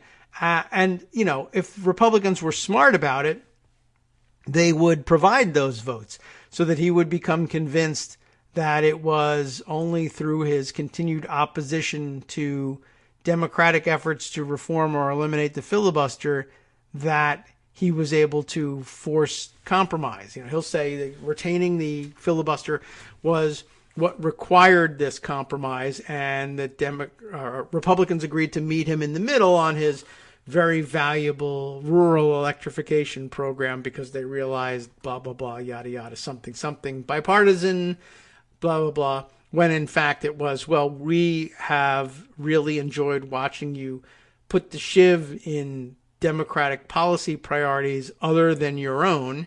That's been fun. We're willing to allow for rural electrification of West Virginia, given, one, that it's now a very heavily Republican voting state, at least in the presidential races, and two, that it will convince you that you've been right this whole time and you'll continue to put the shiv in the back of your fellow Democrats when it comes to passing their priorities. It's just sort of an interesting dynamic. He'll be convinced that he's doing the greatest amount of good for the greatest amount of people. You too could be getting the same sort of investment in the priorities of your state if you insisted on keeping the filibuster somehow, to the chagrin of the rest of the Democratic caucus. But of course, it really doesn't work that way. And it doesn't really take, I mean, it's no skin off the noses of Republicans to invest in infrastructure for Trump voters, and almost exclusively Trump voters. I mean, there's plenty, obviously, of Biden voters and Democrats in West Virginia, but they do tend to get outnumbered fairly frequently, and there's some very strident pockets of resistance to Democratic inroads throughout West Virginia. So, I mean, obviously you can't dismiss people in West Virginia wholesale as Trump voters and nothing but Trump voters, but it won't disturb any Republicans to invest there, and it certainly won't disturb any Republicans to invest in keeping Manchin convinced that he holds the key through his political brilliance. Although, I mean, am I wrong? Am I disparaging genuine political brilliance? If the job gets done and the investment gets made, it's hard not to view that as political brilliance, I guess. But I guess in order to prove that it's something other than that, you have to be able to pierce the veil a little bit here and get into what was the motivation of Republicans in voting to join him. Was it because we appreciate your looking out for minority rights, our rights, when we lose majority status in the Senate? Or is it we just love the chaos that you create in the Democratic caucus and we want to keep seeding that? It's probably a little bit of both, but maybe even more the latter than the former. And, there will be no convincing him otherwise, I'm sure. Okay, let's see. We have a note here from listener Dave R., who says, here's a better Frank Zappa clip to use. And I thought I saw this one up on the screen, and I thought, if I hadn't already played the other one, might be a good idea. But he recommends the clip of Frank Zappa testifying before Congress because for one thing, he's reading a script and, of course, trying to be very businesslike about it. So, I don't know. Let's see. Maybe we can cue it up real quick and play a little bit of it just for fun, and then I can hand that over to you to listen to the whole thing. C-SPAN video, eh? All right, let's roll it. Here he is. See if it changes his register at all. I might have to fast forward up until, also we won't get in trouble for copyright on this one, I don't think. But fast forward to his actual opening statement. Here we go. It's short, and I'd like to read it so they will understand. It says, Yeah, Congress shall make no law respecting an establishment of religion or prohibiting the free exercise thereof, or abridging the freedom of speech or of the press or the right of the people peaceably to assemble and to petition the government for redress of grievances. All right, well, we all recognize the old First Amendment there that he's reading through. Now, let me see, drop the needle a little bit in the middle of that public banking thing and listen to Steve. Different public banks would likely have different areas of emphasis. At least at the outset, some banks could serve as depository institutions for state and local governments. Yes, okay, and then back over to Frank Zappa. That's for reference. These are my personal observations and opinions. I speak on behalf of no group or professional organization. Not bad, right? A pretty good comparison there. So thanks, Dave, for sending that clip our way, and I'll let you all have it too. In case you were just wondering, what was Frank Zappa speaking to members of the Senate about. Most of you probably remember that he would have been talking, I think, probably about the parental guidance labels that were being considered by way of federal legislation to be added to record and, I guess, the old-time record sales. And what was it? The Parents Music Resource Council, was that the name of Tipper Gore's organization, right? Highly controversial. And if you know anything about Frank Zappa or just remember the incident, you have a pretty good idea of what he was there to argue for. All right, let's see. Turning to a couple other stories that I've been holding on to in pocket. I feel like my mind wasn't changed very much about Manchin. I was hoping for more out of that, but I think I came in kind of soured. I'm I guess salient about Manchin. I understand where he's coming from, sort of. I mean, I don't really understand his perspective because it doesn't seem to make sense to me. I think that there's more that you could get done for West Virginia working in other ways.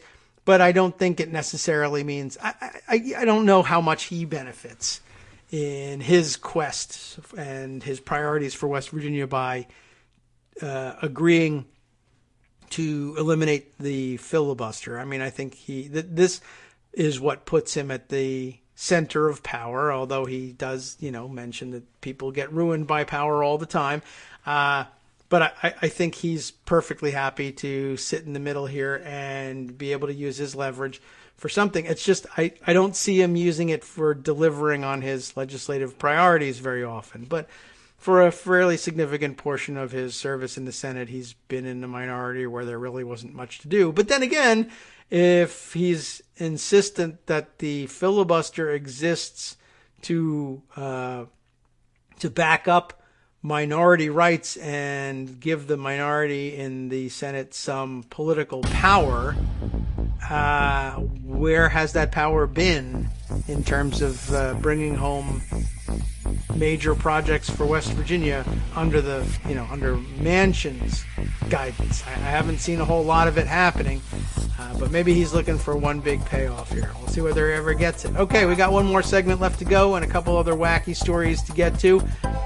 Let's see if we can't change things up a little bit and maybe do a rapid fire progression through them for the weekend.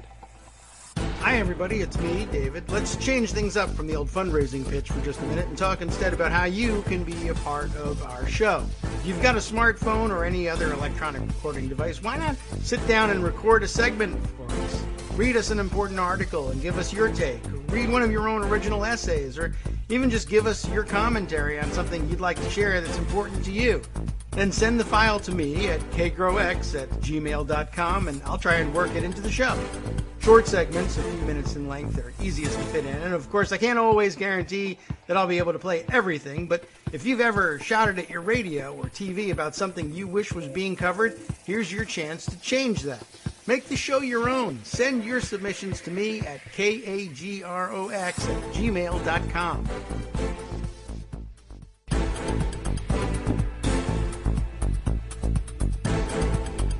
All right, welcome back now to the Kagro in the Morning Show here on Networks Radio. First, one of the weird and wild stories that's hanging out there.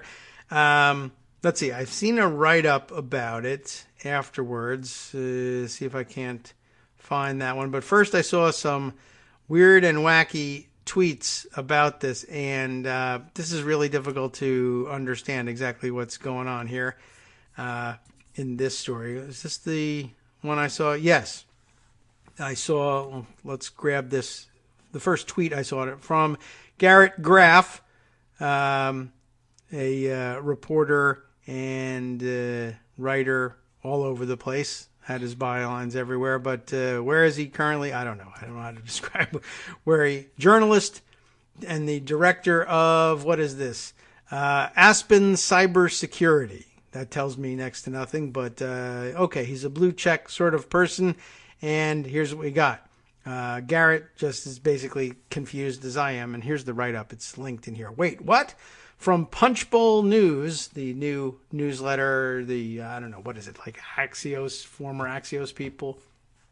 Can't even remember who actually runs the deal, but anyway, this is really something. All of the top staff of freshman Texas Republican Representative Beth Van Dyne, and I guess it's Van Dyne, D-U-Y-N-E, Van Dyne is my best guess at pronunciation. Well, all of the top staff have quit. Sure, that's interesting and newsworthy. But worse, and on top of it all, her former communications director shot and killed himself in her front yard. What on earth is going on here? And that's a damn good question. It's connected to a story from the Fort Worth Star-Telegram. Former staffer identified as man who killed himself outside Representative Beth Van Dyne's house. That's very surprising, and adds a real exclamation mark to the resignation of all of her top staff, which would be enough of a red flag. But I don't think that there's any explanation yet as to what is motivating all of this, if it is any one thing. A former staffer has been identified as the man who killed himself outside Beth Van Dyne's Irving home on Wednesday. Richard Christian Chris Dillard, 55 years of age, was the communications director for Van Dyne's campaign from November of 2019 through April of 2020, according to his LinkedIn profile. Dillard also worked as a Texas State Guard public affairs officer, a political consultant, and was active in the Tarrant County Republican Party, which is always a bit of a red flag in itself. Irving police responded to a shooting call about 3:45 p.m. Wednesday after Van Dyne, I think this is last Wednesday. What's the date line on this? Oh, yeah, even earlier. So this is from February 11th that this happened. And so then I guess the resignation of top staff comes later, and just I don't know what to make of it, and I don't think I've seen it explained. Irving police responded to this shooting call about 3:45 p.m. back in mid-February after Van Dyne heard a gunshot outside and saw a body on her front porch, police said. Dillard shot himself and died by suicide. He was pronounced dead at the scene. And I don't think there's any explanation for it given in this piece. I just thought I would give you the background on it. It's included here in Garrett's original tweet. Then I think I saw other comments on it and maybe some other write-ups about it. I happened to notice right about the same time I saw Garrett Graff's thing, the tweet from politics1.com, which says, basically the same. Freshman Congresswoman Beth Van Dyne fired her two top aides. That's a different twist on things. The chief of staff and the legislative director this week. This is a tweet from March 2nd here. And her communications director quit, and her former campaign communications director committed suicide on her front lawn last month. Something is seriously amiss in this office, and I have no idea what it is.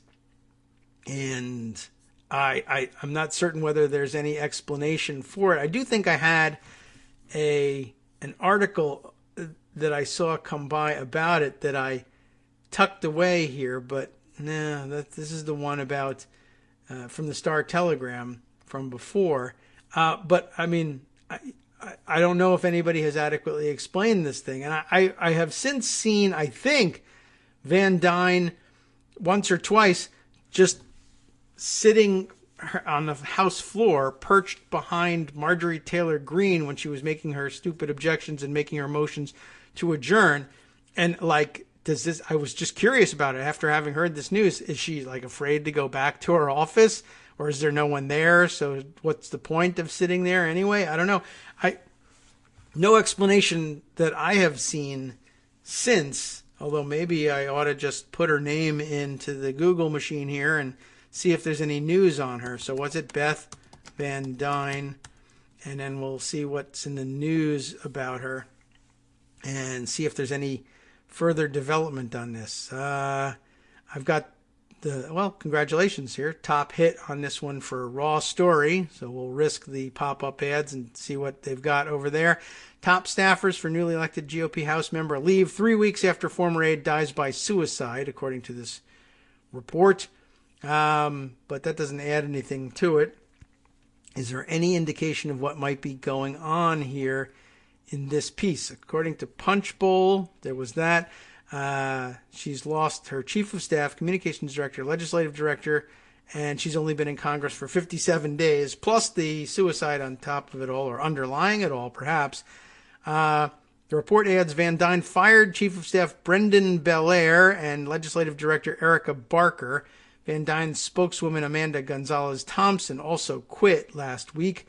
Asked for comment. The spokesperson for the Republican lawmaker, the one remaining staffer, I guess, said they didn't discuss personnel issues. So it's still just a big question mark.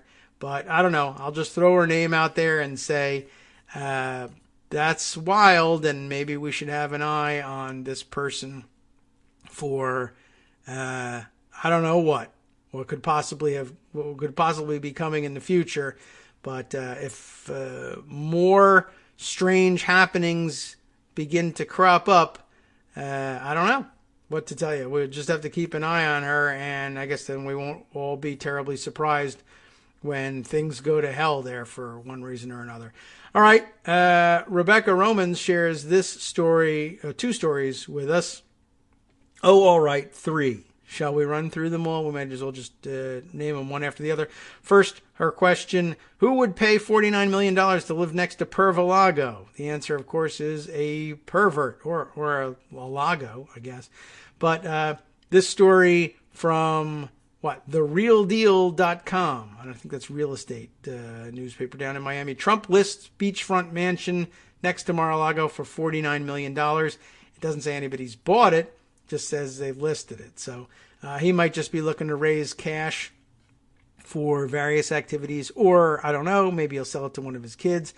Anything here? The property previously belonged to his sister, Marianne Trump Barry, a retired federal judge. She sold the 8-bedroom, 8,270 square foot mansion at, are you interested? 1125 South Ocean Boulevard in 2018 to a company controlled by Donald Trump Jr. and Eric Trump for $18.5 million. He's bumping it up to nearly 50, though. We'll see what he gets. Former president later listed the property as an asset in financial disclosure statements, even though it was sold to a company controlled by his kids, and there was supposed to be a firewall, et cetera, et cetera. Good time to get out of there if you're a federal judge. What else? She paid $11.5 million for the home in 2004. It's an older home, built in 1956. Let's see. Anything else? The 2-story beach house comes with a membership to Mar-a-Lago, so that's nice, or horrible, depending. Let's see. Trump International Realty listed the home for rent in 2018, asking for $100,000 a month. I wonder whether they got it from anybody. An emoluments question, really. But okay, we'll see whether he gets anything near what he's asking for now that he's not president anymore. Maybe he just holds on to it until he runs again and tries to sell it then. Other things Rebecca has sent our way include, let's see, she comments here, the first shoe drops, a tweet along with the story from the Washington Post here. Eric Swalwell sues Trump over the January 6th riot, alleging he poses risk of inciting future political violence. That sounds somewhat interesting. I don't think we need to read through the article, but you might be curious about the basis of the suit and deciding whether or not you'll see this thing thrown out immediately or whether he'll have standing to move ahead with it. So, okay, also very interesting and something to keep an eye on for the weekend. There was a third story that she sent along too with just a bunch of question marks because I have a lot of questions too. Chad Livingood tweeting this story. Chad is senior editor for Crane's Detroit and has a Detroit-focused story here. Detroit Mayor Mike Duggan, is that how he pronounces it? Or Duggan, D-U-G-G-A-N? All right. He's turning away 6,200 doses of Johnson & Johnson vaccines because it's not as effective as the Pfizer and Moderna vaccines at preventing COVID-19 illness. I don't think that's the right thing to do. It sounds like a lot. It warrants the series of question marks. I mean, it's true that initial studies suggested that it was slightly less effective, but the metric that everybody seems to be most interested in is that these vaccines are so far 100% effective at keeping people out of the hospital with serious illness when they come in contact with carriers of the coronavirus. So while it has been slightly, I guess, clinically less effective in preventing, infection of vaccinated people with coronavirus. Despite the vaccination, they could still become infected. But that was true of all the vaccines. But I guess something like 85% effective versus 95% effective. But the key wasn't necessarily wiping out, or eliminating the ability of the coronavirus to take up residence in your body. It was just that it keeps you from getting seriously ill and going to the hospital and risking death as a result of becoming infected. And both vaccines appear equally effective at 100% in preventing that. So I don't know how the residents of Detroit are going to react to that decision. Maybe I do want to see, is there any attempt at giving an explanation for that? It's, again, all reported here in Cranes, Detroit. It wasn't, whose tweet was it? It's not Chad's piece, but instead reported by Annalise Frank. Let's take a quick look. Detroit mayor doubles down on not wanting Johnson & Johnson vaccine for the foreseeable future. A couple of bullet points at the top might make things easier. Let's see. How long is the piece? Let me see if I can skip down. Johnson & Johnson is a very good vaccine. Moderna and Pfizer are the best, Dugan said in a news conference. And I'm going to do everything I can to make sure that the residents of the city of Detroit get the best. Okay. Detroit would have received 6,200 of the J&J one-shot doses, but declined to do so and did not get more Moderna and Pfizer doses to make up for it, according to Bob Wheaton, Public Information Officer at the Michigan Department of Health and Human Services. They went to other health departments that had lower coverage rates for those age 65 years or older, Wheaton wrote in an email. Detroit got 17,000 first-round Moderna and Pfizer doses and 12,000 second doses this week for a total of 29,000. That's up 15,000 a week from 15,000 a week at the start of February. Dugan expects to get 25 to 30,000 more next week. We believe we'll have Moderna and Pfizer vaccine for every Detroiter who wants one. The day may come when we have more Detroiters asking for vaccines than we have Moderna and Pfizer, in which case then we'll set up a Johnson & Johnson site, but I don't see that in the next couple of weeks. He said, I'd say for the foreseeable future, I feel confident that we'll have a Moderna and Pfizer vaccine for everyone who wants to get vaccinated.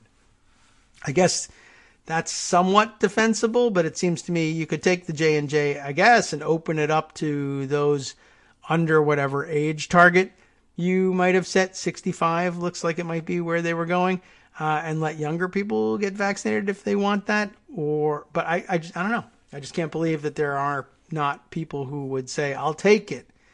But if that's the case, then it's at least somewhat less concerning than simply turning it away in the face of high demand.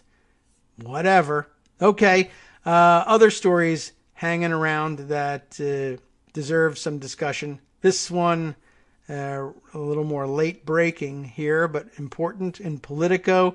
Biden backs new war powers vote in Congress, White House says.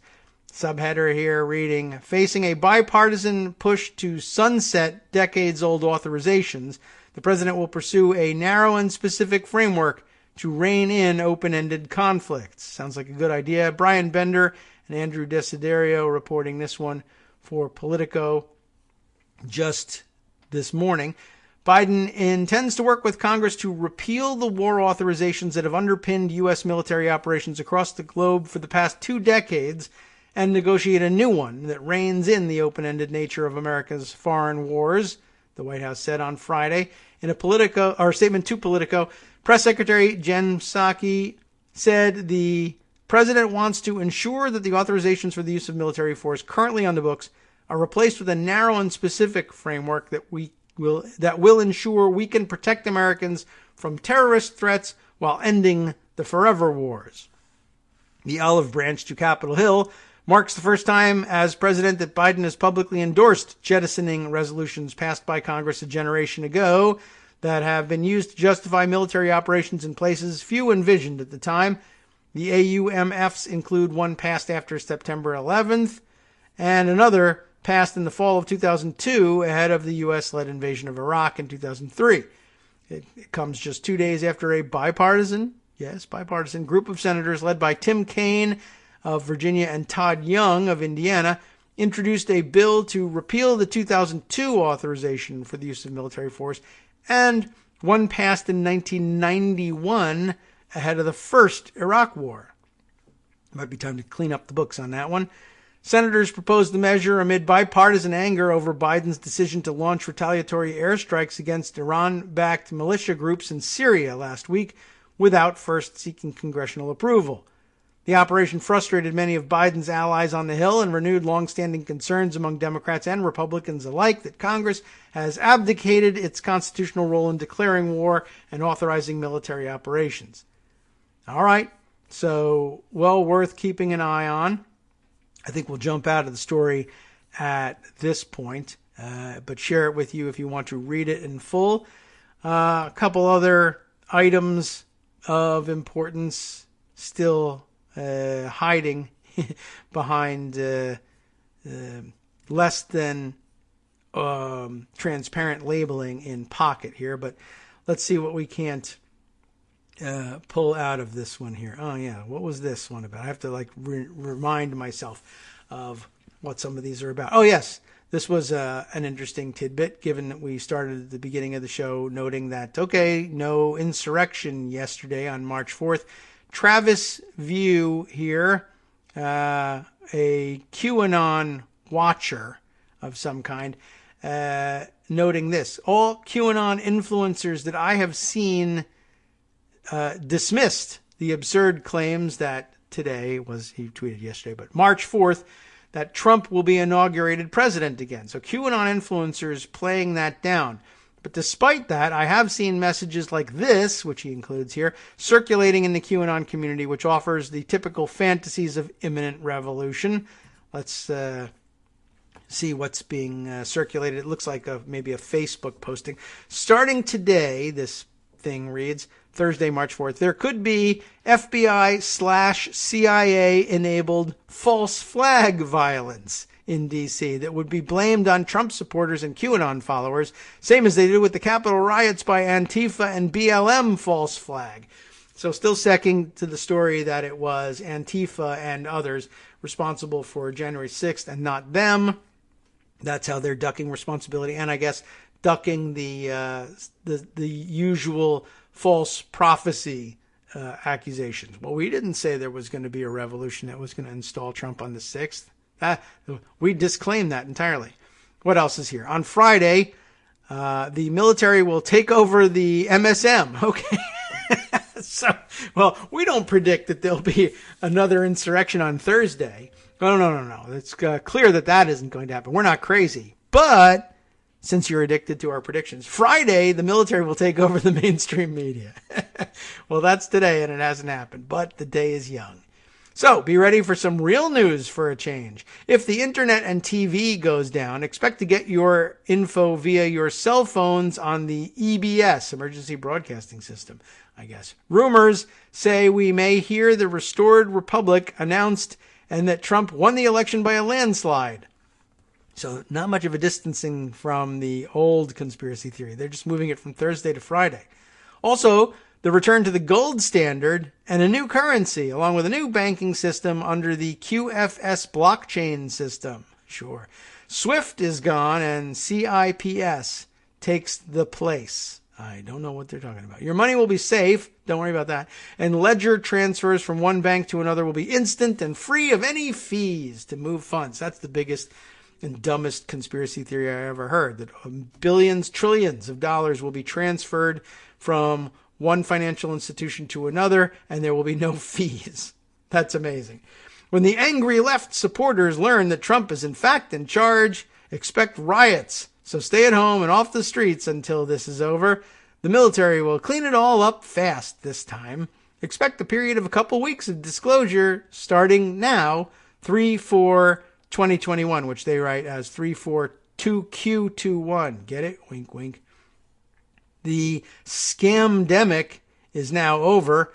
No more BS. It really was over 2/1/21. Texas and Florida have ended the face diaper mandate, and the public is open again. Other states will follow. So if Trump is back at the White House, that means the swamp creatures have all been removed. Gitmo has been real busy lately. Well, duh.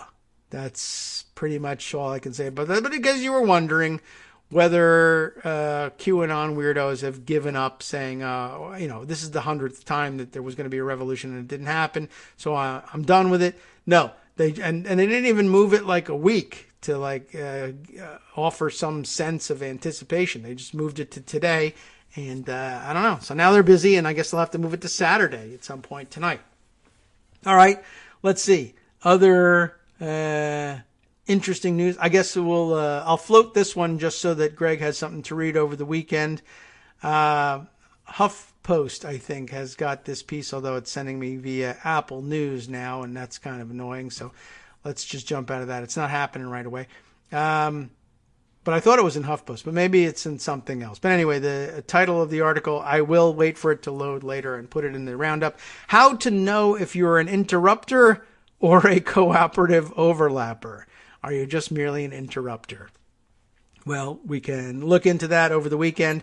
Other things to look into over the weekend that we haven't gotten a chance to mention, but that absolutely have to be on our radar. Many outlets now reporting, as the New York Times currently does here in this piece, Inspector General's report, that is of the Transportation Department, cites Elaine Chao for using her office to help her family. How interesting. Although it now goes on to say in the subheader, the Justice Department under the Trump administration declined to open a criminal investigation into the actions by Ms. Chao when she was Transportation Secretary. So I guess I would have thought that the Inspector General of the Transportation Department perhaps suggested this, but Justice declined to carry the ball forward. How surprising that they wouldn't do that. And now lots of speculation that she perhaps resigned not in frustration over the January 6th insurrection, which might nearly have murdered her husband, which we still assume she would think is a net negative. We'll just recognize the sanctity of their marriage, out of habit. But that maybe she left because this was coming down the pike. Anyway, Eric Lipton and Michael Forsyth on the byline for this one. While serving as Transportation Secretary during the Trump administration, Elaine Chao repeatedly used her office staff to help family members who run a shipping business with extensive ties to China, and I can't believe she got away with this during the Trump administration. A report released Wednesday by the Transportation Department's Inspector General concluded. The Inspector General referred the matter to Justice in December for possible criminal investigation, but in the weeks before the end of the Trump administration, two Justice Department divisions declined to do so. Ms. Chao, the wife of Senator Mitch McConnell of Kentucky, the Republican leader, announced her resignation on June 7th, the day after the Capitol riot. At the time of her departure, an aide said she said her resignation was unrelated to the Inspector General's investigation. The investigation of Ms. Chao came after a 2019 report in the New York Times that detailed her interactions with her family while serving as Transportation Secretary, including a trip she had planned to take to China in 2017 with her father and sister. The Inspector General's report confirmed that planning for the trip, which was canceled, raised ethics concerns among other government officials. As Transportation Secretary, Chao was the top Trump administration official overseeing the American shipping industry, which is in steep decline and is being battered by Chinese competitors. So anyway, I think you get the basics of all of this, but if you somehow missed her background, this will fill you in on all of that, but also all the latest allegations made in the Inspector General's report. So good reading for the weekend, and I figure we'll be talking about it in the near future. Of course, also skipped during the week, but which I think you already were well informed about, lots of developments in hearings held this week on just what the F happened with the D.C. National Guard and dispatching them to the scene of the January 6th riot. And all the things that you suspected would come to light have in fact come to light. And I guess it's down to figuring out what to do with the Pentagon officials under the Trump administration who very clearly seemed to be interested in making sure that the D.C. Guard did not get there in time to actually put a stop to things before it got too serious. And, of course, lots of interest in the fact that notorious spy Mike Flynn's brother was one of the generals who weighed in on that topic, and just why he decided he needed to insert himself in this, we might one day find out. Let's see. One more thing I'll throw in for weekend consideration. Notorious idiot Ronnie Jackson, former White House doctor, now a member of Congress. What a time for this to come out. Pentagon issues a report revealing that the ex-White House doctor belittled subordinates. That's bad enough, but how about also violated alcohol policies? A blistering report from the Pentagon's Inspector General issued Tuesday found that now Representative Ronnie Jackson, Republican of Texas, not only abused his subordinates, but drank alcohol on the job and overall contributed to a negative work environment while serving as White House physician. Jackson, who served as the White House's top doctor under both former Presidents Trump and Obama, was found in the report to have drank alcohol in two separate situations while he was on duty and charged with providing medical care to government officials, though it was unclear from the report whether Jackson provided medical care after imbibing the drinks. We concluded that Rear Admiral Jackson engaged in inappropriate conduct involving the use of alcohol during two incidents. Both incidents occurred during presidential trips while Jackson was in charge of providing medical care and treatment to the U.S. government officials, read the report, which added that the international trips in question occurred in 2014 and 2016. So on the Obama watch, I guess. Not particularly helpful. I don't know whether it really matters when he did it. You should not be drinking while you're on duty during a White House trip and responsible for the health of the president and staffers. Surprising, I guess, except for the fact that he always seemed a little bit out of it and, frankly, a little reckless and stupid. Lots of information on his background and the very, very dumb things he felt compelled to say in support of the very, very dumb health claims of the Trump White House. But yet he did this during the Obama White House. Very strange, very odd. Just wanted to bring it to your attention. That and more, though, coming next as Justice Putnam takes over the mic. NetworksRadio.com. You have been listening to Kagro in the Morning with David Waldman. All right, we'll see you after the weekend. And in the meantime, if you've been asking yourself, where in the world is Jared Kushner? Justice has a hint for you. Also, Georgia Republicans who want to make it a crime to supply food and water to voters waiting in line all day to vote. For the first time in state history, North Dakota House has expelled a lawmaker. Find out what that's about next.